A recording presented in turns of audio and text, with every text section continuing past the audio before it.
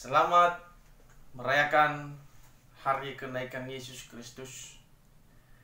Sekalipun kita banyak yang ibadahnya di rumah, namun hari ini kita bersyukur kalau Tuhan mengizinkan kita untuk bernafas, untuk menjalani hari ini dengan penuh sukacita. Jujur, saya bertobat dari tahun 2012. Saya ikut Yesus, saya percaya Yesus. Dan baru tahun 2020 ini saya tidak merasakan atau saya tidak ibadah di gereja dalam merayakan hari kenaikan Yesus Kristus. Namun kenaikan Yesus Kristus memberi kita kemenangan yang tidak pernah diberikan oleh manusia. Saat ini bertemu lagi dengan saya, Nasi Channel, dan biarlah lewat firman Tuhan ini dapat memberkati kita semua. Saya ambil sebuah tema atau saya ambil firman Tuhan pada saat ini, pada hari ini saya sampaikan kepada kita. Terambil dari 2 Korintus pasal 6 ayatnya 1 dan 2. Demikianlah firman Tuhan, saya akan bacakan. Paulus dalam pelayanannya. Sehari sebagai teman-teman sekerja, kami menasihatkan kamu supaya kamu jangan membuat menjadi sia-sia kasih karunia Allah yang telah kamu terima. Sebab Allah berfirman, pada waktu aku berkenan, aku akan mendengarkan engkau, dan pada hari aku menyelamatkan, aku akan menolong engkau. Puji nama Tuhan. Di ayat 2 sekali lagi saya bacakan, sebab Allah berfirman, pada waktu aku berkenan, aku akan mendengarkan engkau, dan pada hari aku menyelamatkan, aku akan menolong engkau. Kasih Tuhan menyertai kita semua. Kasih Tuhan memberikan sebuah kemenangan yang dahsyat buat kita semua.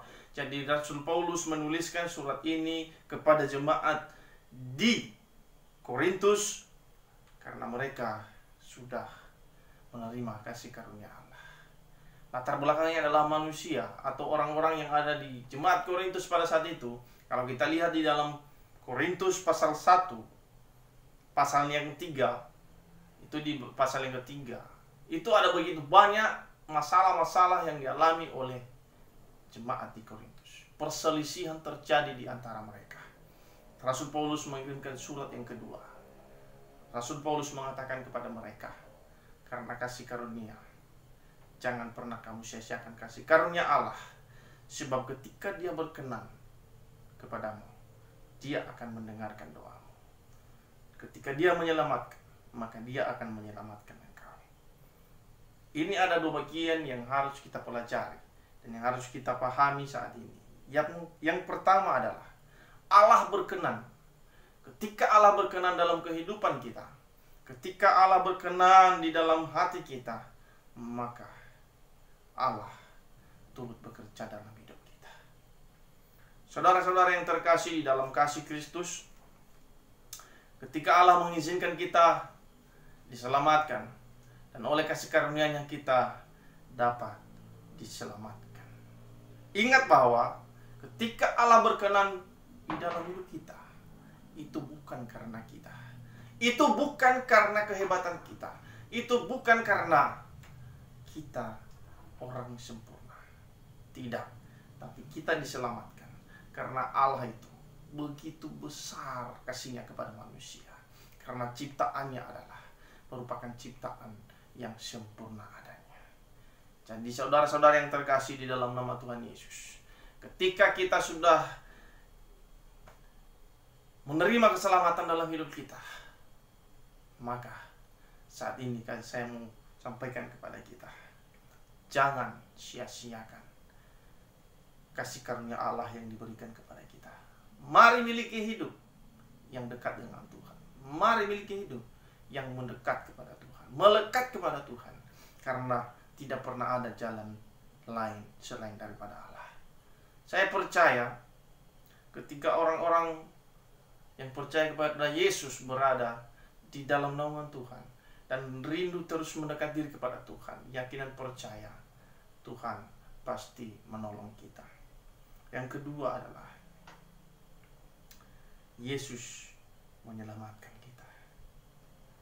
Yesus menyelamatkan kita dari maut karena Dia mengasihi kita.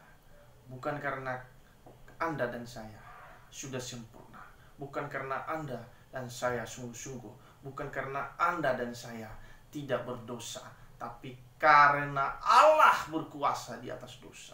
Oleh karena Yesus Kristus, oleh karena darahnya yang mengalir di kayu salib, sehingga Dia rela mengorbankan dirinya untuk saya dan saudara. Respon kita saat ini, apa yang sudah kita lakukan untuk Tuhan?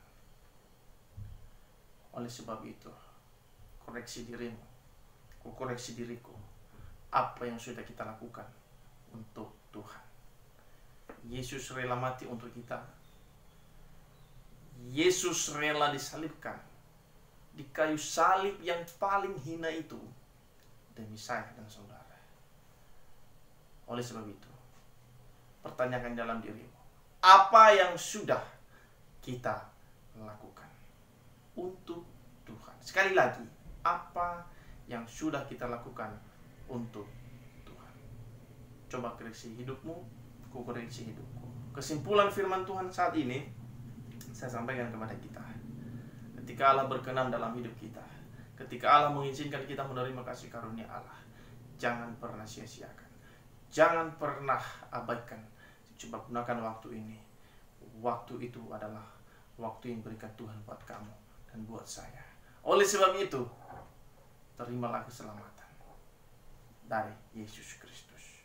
Dia rela naik di kayu salib demi saya dan saudara. Tuhan Yesus memberkati. Shalom.